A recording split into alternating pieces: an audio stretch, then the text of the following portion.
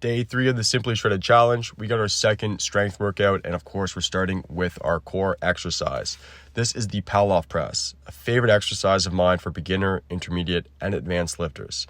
There are many different variations of this exercise, and of course, as you get stronger, the variations are going to become more intense in and of themselves. This is the most basic version, where you can see the cable set up to my right, and I'm just pressing straight off my body, and as I do so, the cable slightly lengthens, meaning that as I press out, there's actually a little bit more resistance trying to pull me towards my right. I'm gripping the ground with my feet, my knees are slightly bent, my quads, my glutes, my abs, all tight, my shoulders away from my ears, and I'm breathing out as I press. Hold it there for a couple seconds, bring it back in control, just like I'm getting ready to do a press, shoulder blades coming together, and boom, going for that next rep. Second exercise here is the dumbbell shoulder press. I want to give you guys a quick view of how I set this up. So if you don't have the angles like these benches do, if you go all the way up to 90 degrees, and then plop it down 1 or 2 notches. So this might not be 65, it might be 60, it might even be a little bit closer to 70. You want to find an angle where you're a bit reclined. You can keep your low back flat to keep those abs on. And then that way, when you're pressing overhead, you're getting at all your shoulders. If you're at a very intense angle, you'll see everyone just arches their back, which isn't a bad thing, but it's a great opportunity in the beginning of a challenge for beginners like yourself to focus on how to engage the core with a neutral spine with this setup. Sometimes I like to put a little yoga block behind my head too, if it's available. And this way I can feel, again, my head all the way down my spine into my hips, nice and stable. Another key aspect of this exercise is the elbows. All about the elbows with our pressing. Every exercise that's a press, overhead, off the chest, incline, decline, it's mostly elbows out and then in as we go back up.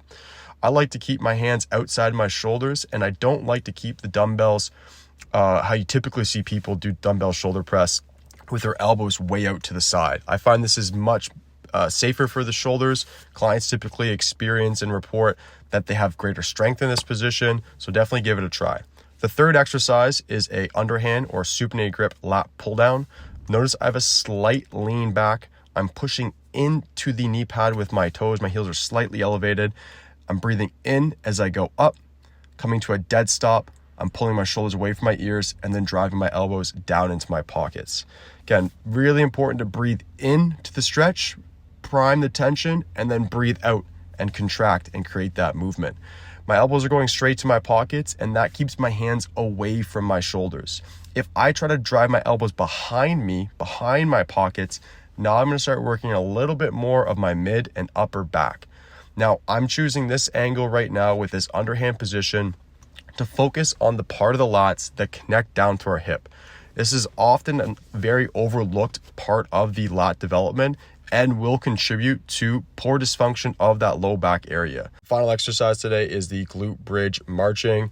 This exercise helps us focus not only on our legs and our function of the legs, but our core stability as well.